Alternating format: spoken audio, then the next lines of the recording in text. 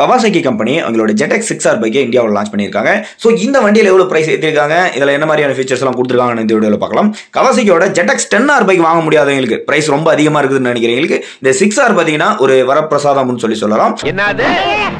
So இந்த வண்டியில் பார்த்தீங்கன்னா அதோட கொஞ்சம் ஃபீச்சர்ஸ் கம்மியாக இருக்கும், பவர் அண்ட் டார்க்லாம் கொஞ்சம் கம்மியாக இருக்கும். இந்த ZX 6R பார்த்தீங்கன்னா இந்த 10Rோட ஒரு டோன் டவுன் வெர்ஷன் தான். இதில் பார்த்தீங்கன்னா 2 கலர் ஆப்ஷன்ஸ் இருக்கும், ஒரு கிரீன் கலர் ஒரு கிரே கலர், இந்த மாதிரி 2 கலர் ஆப்ஷன்ஸ் கிடைக்கும். இதோட ஹெட்லாம்ப்னு பார்க்கும்போது கம்ப்ளீட்டாக சேஞ்ச் பண்ணிட்டாங்க, ஒரு புது LED ஹெட்லாம்ப் வந்து கொடுத்துருக்காங்க. லுக்ஸ் பார்க்கறதுக்கு வேற லெவலில் இருக்குது. இந்த வண்டியோட டெய்லைட்டும் LED பண்ணியிருக்காங்க. ஸோ இந்த வண்டியில் அந்த எக்ஸாஸ்ட் பார்த்தீங்கன்னா ஒரு நியூ டிசைன் வந்து கொடுத்துருக்காங்க, இது பார்க்கறதுக்கு ரொம்பவே நல்லா இருக்குது.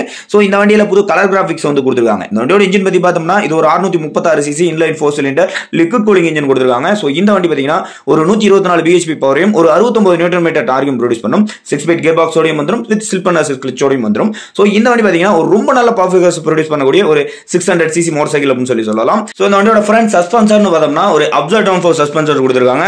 ஃப்ரண்ட் டிஸ்க் சைஸ் பாத்தீங்கன்னா 310 mm கொடுத்திருக்காங்க. ஒரு டியூவல் டிஸ்க் வந்து கொடுத்திருக்காங்க, 2 டிஸ்க் வர மாதிரி கொடுத்திருக்காங்க. ரியர்ல பாத்தீங்கன்னா கேஸ் சார்ஜர் மோனோஷாக் சஸ்பென்சர் கொடுத்திருக்காங்க.